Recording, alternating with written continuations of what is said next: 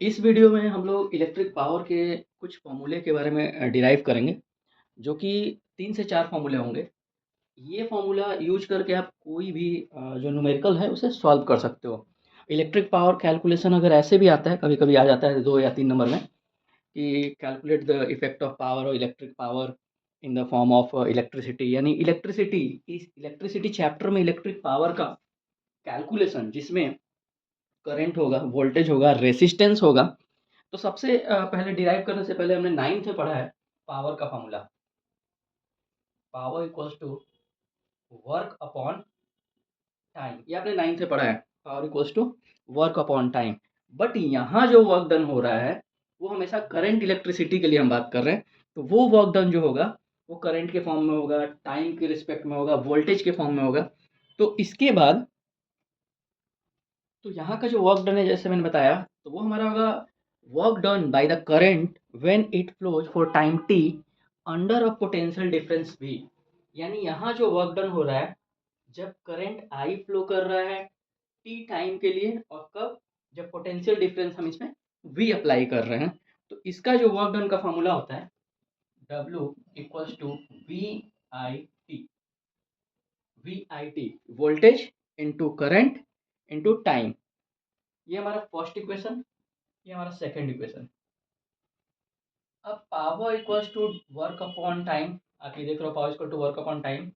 W की value यहाँ पर हम लोग वी आई टी पुटअप करेंगे और T नीचे पहले से है। इट मीन्स हमारे पास T से T कैंसिल होता है, तो P इक्वल्स टू वी आई।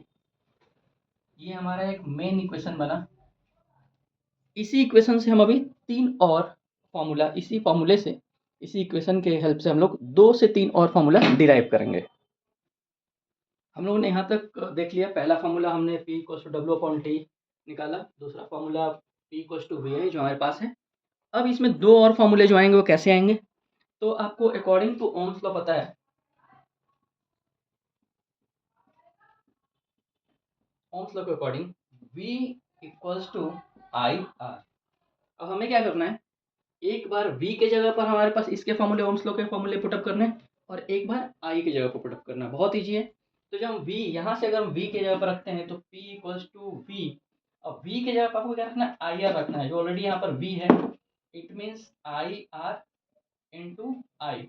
आप देख रहे हो V equals to I R हमने पुटअप किया, यानी P का वैल्यू क्या हो गया, P की वैल्यू आई स्क्वायर आर। ये हमारा तीसरा फॉर्मूला निकला। इसके बाद क्या करना है, मैंने बताया था यही मेन फॉर्मूला आपका। फिर से again P equals to V I. हमने अभी V के जगह पर पुटअप किया था, अब I के जगह पर पुटअप करेंगे, सेम यही सब निकालेंगे। V equals to I R, I की जगह पर पुटअप करना है, I की वैल्यू यहाँ से क्या है, V upon R. P equals to V into V upon R. It means P equals to V square upon R. हमारे पास जो मेन फॉर्मूला आया, हमारे पास मेन ये 4 फॉर्मूले मिले हैं जो मैंने यहाँ लिख दिए हैं। P equals to W upon T, इसका यूज बहुत कम होगा बट इसी सारा फॉर्मूला डिराइव हुआ है। सेकेंड हमारा P equals to V I, P equals to I square R और P equals to V square upon R. अब according to the given data in the for the calculation, जो भी numericals में आपका data given है, suppose कि voltage, current और power given है, तो हम ये अप्लाई करेंगे। करंट पूछ रहा है लेकिन आपके पास पावर और रेजिस्टेंस गिवन है, तो आप ये अप्लाई करोगे।